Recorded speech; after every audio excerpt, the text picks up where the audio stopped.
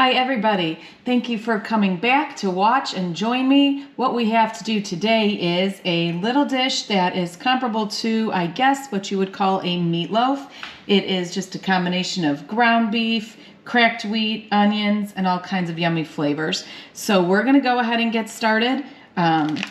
What you can see is I have about a pound of ground beef. It is raw at this point, so almost a pound we're going to use of ground beef. The next thing we're going to use, which might not be something that you guys are all used to, this is called cracked wheat, fine bulgur. It is a similar to, I guess, your breadcrumbs. This is what we use in this dish. You can see that it comes in little flakes. They're dry, they're hard. While we are putting this dish together, we're going to go ahead and soak this so that it absorbs water and gets a little softer. So we're soaking it in warm water. You could see I've placed water, and in a couple minutes it'll be all absorbed. So we're going to put that off to the side for now while we go ahead and begin the mixture. We're going to use my favorite spices, allspice, which again is a combination of a variety of spices, including thyme, pepper. Here we go. So we're just going to add that. Flavor up the meat. Some salt, of course. Okay, and a little bit of black pepper. So as you can see, the meat is getting seasoned. You can see here that the cracked wheat has soaked in the water. It's just like your rice that you allow to sit so it expands a little bit and softens up in the meal. The next step we're going to do is grate about a medium onion. I like to grate it because my kids don't like the texture of onion. So we have an onion, we have a grater. Go ahead and just grate it. The presence of the onion is not really recognized. But it's a flavor that would definitely be missed if we don't include it. The juices from the onion, the flavor of the onion mixed with this really makes for the dish.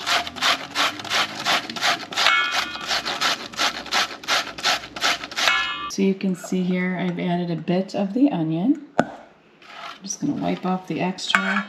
Scoop out the cracked wheat. So you can see it went from real grainy to now it's fluffy, softer. And this will cook too, softer with the meat. So this addition prevents the meat from shrinking a bit while we bake it. It's got a purpose. All right, so we're going to go ahead and mix this concoction together. So the bulgur wheat is pretty darn soft now, and it's mixing up. So I would use a half a cup of that cracked wheat to a pound, almost a pound of the ground beef. Okay. So there's different sizes of that bulgur wheat. There's large, they number them for sizes, but for this particular dish, you want fine or extra fine because again, you don't really want the presence totally obvious. You just need it as a little binder. Like I said, it's comparable to breadcrumbs that you're probably familiar with using. Make sure we have it all in there. So this is meat with some fat. So we're going to be able to go ahead and start placing it in our pan now. So depending on the size of the number of people you're feeding, we can use this 8x8. I've also made it in a 9x13. So again, just depending on how many people you're feeding. Okay, everybody. So we have got the pan that we're going to use, and we've got the ground beef. Now all we're going to do is take out a section. Our goal is to pad the bottom layer and the top layer out as thin as we can So I'm just making patties. As you can see, I'm putting it on my palm. Just making it a super thin patty. It's not a burger, not really a measurable amount of thickness, as you can see. Paper thin, see that? And we're gonna go ahead and line the bottom of the pan, and then you just go ahead and spread it out. Again, this is a hit at parties.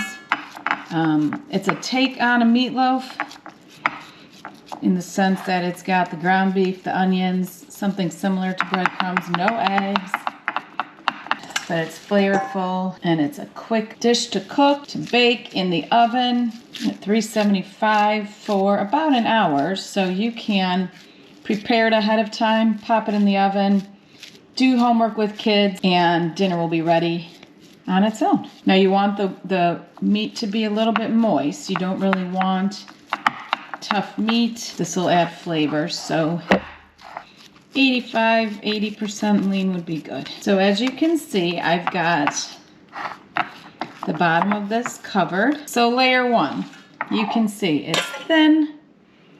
We patted it out, put it in the tray.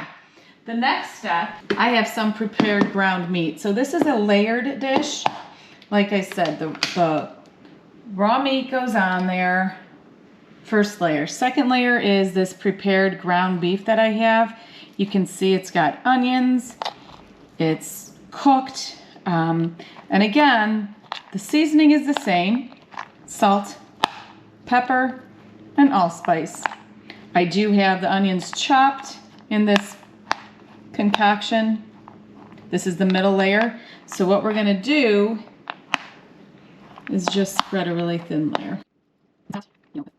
Extra layer of it, just enough to coat the corners, the middle, give it a little flavor, different texture. This is really good. So as you can see, we're pretty darn covered. Okay, that was layer number 2. Layer number 3, you guessed it. We're gonna put the raw meat on top. So again, you're gonna go ahead and pat this out as thin as you can get it, pretty darn thin. And we're just gonna place it on top of the ground beef. Pretty moist, pretty soft, very workable. This is one of my all-time favorite meals to make. You can put some steamed broccoli on the side of it. I love to have a plain salad with just tomatoes and lettuce, olive oil, salt, and garlic dressing. So good with this. And once it's all on and covered, you can go ahead and work it till it gets a little bit smoother. We have a little bit more here. Go ahead and pat that out. Okay, you guys, so again, this is called kibbeh, baked kibbeh, for those of you that want the technical name for it. I have had some friends call it a meatloaf. I'm not going to argue. Whatever you want to call it, call it. But what one common thing is, it is called delicious. Delicious. The flavors, the appearance. Now wait, I'm not done. I'm going to show you how pretty it looks. This is a nice dish to serve at a party because it feeds many. So again, the ground beef layer is covered up here. You can see that. And it's thin and it's ready to go. So now the finishing touch is preparing the cut. So all we're gonna do is grab a knife, and here's how the design goes. You're gonna find the middle of the tray, it's like cut that way. You're gonna turn it.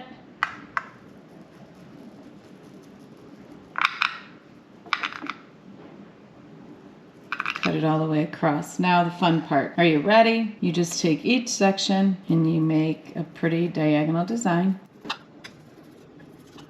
Okay, we're gonna turn it.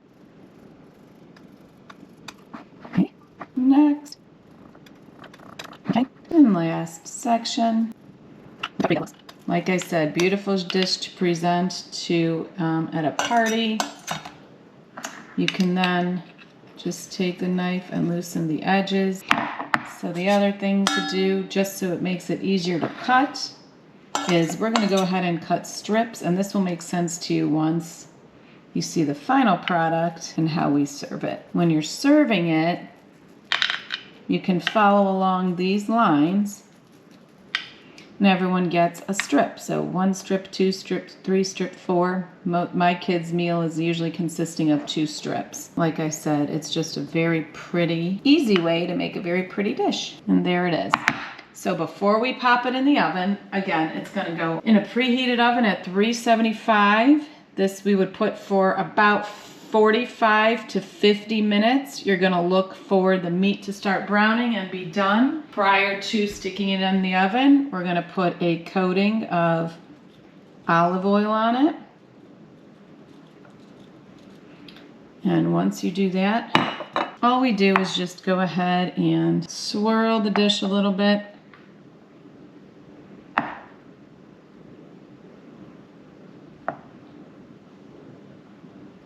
So that the olive oil gets, you can see it traveling down into the rest of the dish. We're gonna go ahead and put a couple slabs of cracked butter, just so that it also adds to the flavor at the end and when baking. So again, we're just taking little chunks.